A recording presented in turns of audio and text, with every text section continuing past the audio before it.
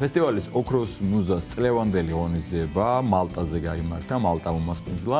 და უფრო ცლად შესაბამისად ამ თემაზე სასაუბროდ შემოგვიერთდნენ ჩვენი სტუმრები მერაბ ბერძენიშვილის სახელობის კულტურის ცენტრი მუზას დირექტორი ბატონი დავით გეგელაშვილი და ქართული კულტურის ცენტრის დამფუძნებელი მალტაზე ქალბატონი ირინა ცერცვადი დილამშვიდობისა მადლობა მოგზაურობისათვის გილოცავთ კიდევ ერთხელ წარმატებულ ესე იგი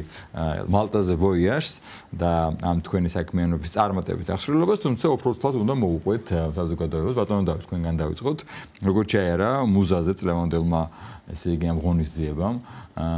როგორი იყო შტაბ-შტილებები რამდენად მაყოფილი ხართ თქვენ და მალტა დეტალურად უკვე მე ირინასთან გადავალ კი ბატონო შესანიშნავად ჩვენ საერთოდ გამარჯვებულები მიყავს ხოლმე ევროპის რომელიმე ქვეყანაში კონკურსებზე ფესტივალებზე იქ ვაჯილდოები და წელს რადგან 10 წელი შეუსრულდა ოქროს მუზას ამიტომ ირინას ენადადება იყო რომ მოდი გავიდეთ ახლა სულ ყველა და იქ ჩავატაროთ ფესტივალიო და ძალიან კარგად ლამაზად გოხდათ ჩატარდა ყველაფერი ახლა რაც შეეხება შტაბ-შტილებებს დაემთხვა იქ სანთლების ფესტივალი ქალაქ ფირგუში შესანიშნავი დავდიოდით ქუჩებში იყო ერთი ამბავი და საოცრებად დაემთხვა მეც იქ ვიყავი მაგ დროს ეს დამთხევაც იყო საინტერესო ფაქტი იყო ერთი რომ ერთ-ერთ მართლმადიდებულ ეკლესიაში იმ დღეს შევიარეთ და ბავშვებმა იგალუბეს წმინდა ღმერთო და იქ ვინც იყო ეს მაყურებელი ასე ვთქვათ ამ ეკლესიის ძალიან ისე ამაყად გვითხრა რომ ეს ეკლესია 500 წლის არისო და ეს დაშენაც 500 წლის არისო და დავიფიქრე რომ ეს ჩემო ჯვარო და ჩემო სეტი ცხოველო მაგრამ ახლა იმ კაცისთვის არაფერი არ მითქია ხო რასაკვირველია წამოვედით ვერე და ფესტივალი ჩატარდა ფანტასტიკურად იყო ძალიან კომპეტენტური ჟიური ხმელთაშუა ზღვის ორკესტრის ხელმძღვანელი და დირიჟორი იყო სევილიის ორკესტრის მთავარი დირიჟორი იყო რომელიც ასევე თავის მხრივ ცნობილი მუსიკოსები არიან ჩვენგან იყო ენგა ბერაძე ჟიურში როგორც პროდიუსერი ჩვენი ფესტივალის და ვინ იყო ირინა მეოთხე კონსული საქართველოს კონსული როგორ დამოგვისწა საქართველოს საპატიო კონსული კუნძულ მალტაზე შესანიშნავი ქალბატონი კი ბატონო თავად მონაწილეებს რაც შეეხება ბატონი დავით თავად მონაწილეები მართალია ხელავდნენ თავიდან მე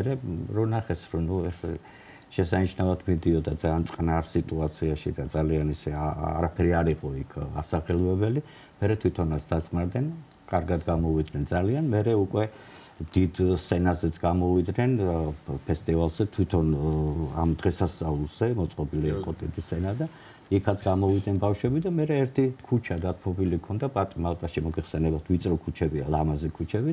ერთი ქუჩა დათმობილი ქონდა საქართველოს და იქ უკვე საქართველოს დროშის გაშლა და აბასულიკო და აბათვილისო ქართული ცეკვა და რავი ჯერაი დათანხმებული ყველაფერი იწებენ ბავშვებს ძალიან კარგი იყო ქალბატონო ირინა მალტა იმდენად ჩვენიერია და მალტას არ უყვირს ფესტივალები და ღონისძიებები იმიტომ რომ მართლა მთელი სოფლიოდან შეიძლება ითქვას რომ წლის ნებისმიერ დროს რაღაც ღონისძიება ტარდება იმიტომ რომ რაღაცა გახდა მალტა ცენტრი კულტურული შეიძლება ითქვას რატო მალტაზე წელს აქ ვთქვი კიდევ ერთხელ ვთქვი თქვენ ბრძანდებით ქალბატონ მაკასთან ერთად მაკალაშთან ერთად დამაარსებელი ქართული კულტურის ცენტრის მალტაზე და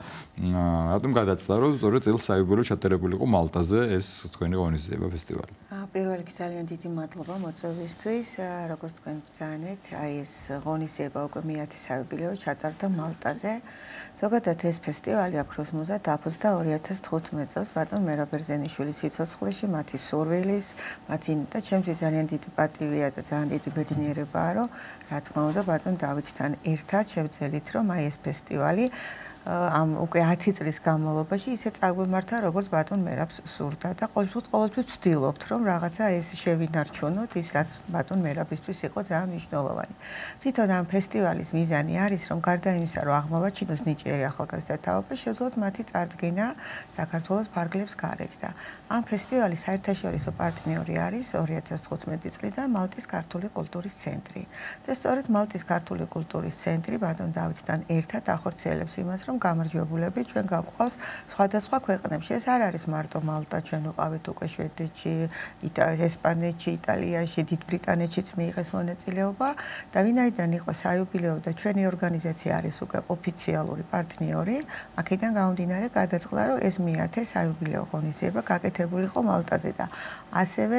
თქვენ თვითონ ნახეთ რომ იყო ულამაზესი ბირგუს ფესტივალი და რაღაცა ყველაზე მეტად გამორჩეული და კრეატიული ღონისძიება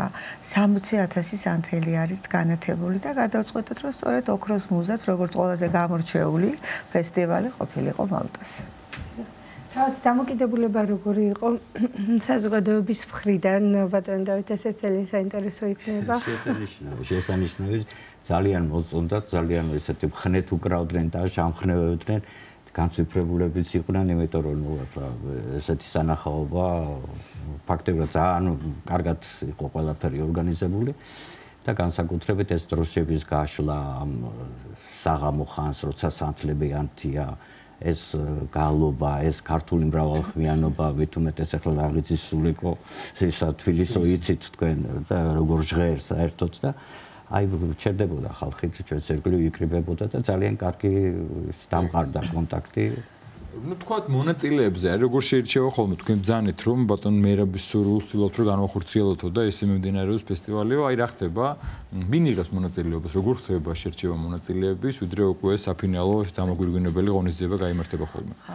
ჩვენთან მონაწილეობას იღებენ როგორც მუსიკალური სტუდიის წარმომადგენლები, ინსტრუმენტალისტები, ვოკალისტები და მინდა გითხრათ რომ საწყის ეტაპზე ჩვენ გვქონდა მხოლოდ ვოკალის მიმართულება. მე რაღაცა ეს ფესტივალი კიდევ უფრო მეტად ფართოდ გაიზარდა და ну რა თქმა უნდა რახან ბატონ მერაბ ბერძენიშვილის სახელს ატარებს იყო ფერწერა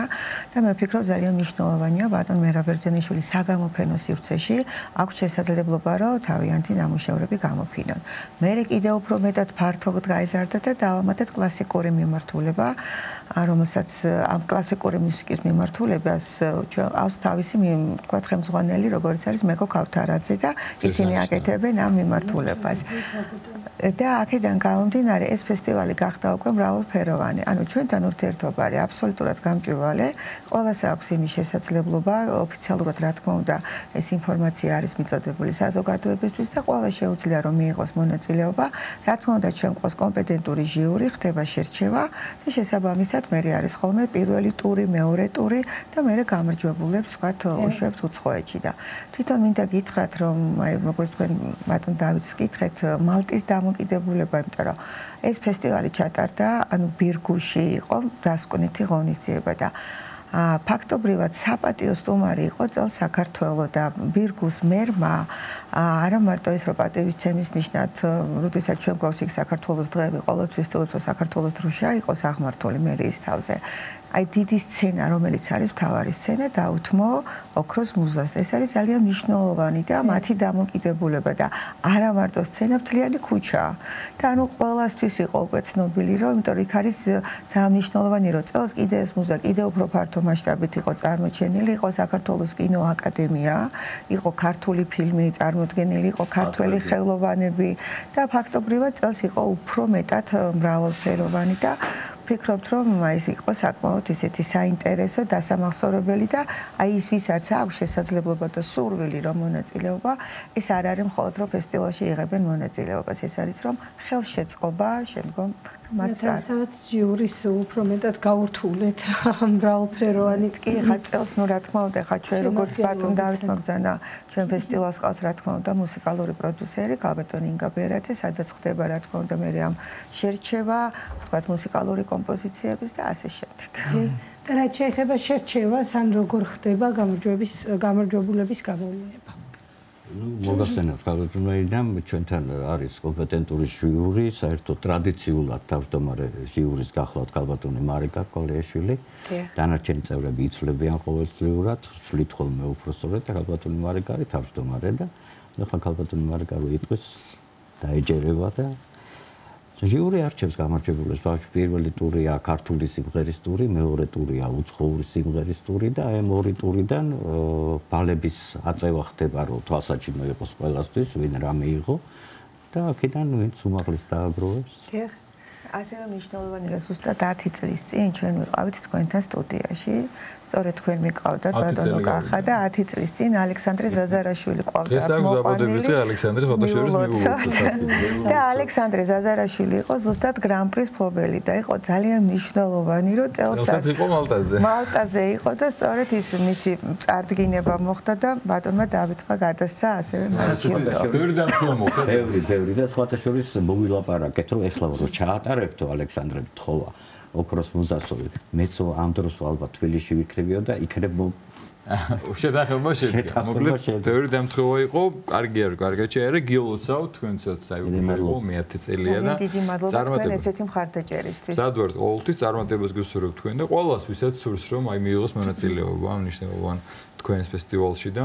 დარწმუნებული ვარ კიდევ ძალიან ბევრი ნიჭიერი ადამიანის აღმოჩენის საშუალება მიეცემა თქვენი ხელშეწყობა. წარმატებას გესურვებთ და მადლობას მოგახსენებთ ბრძანებისთვის. მერაბ ბერძენიშვილი სახელობის კულტურის ცენტრ მუზას დირექტორი ბატონი დავით გეგელაშვილი და ქართული კულტურის ცენტრის დამფუძნებელი მალტაზე ქალბატონი ირინა ცერცოძე ჩვენი სტუმრები.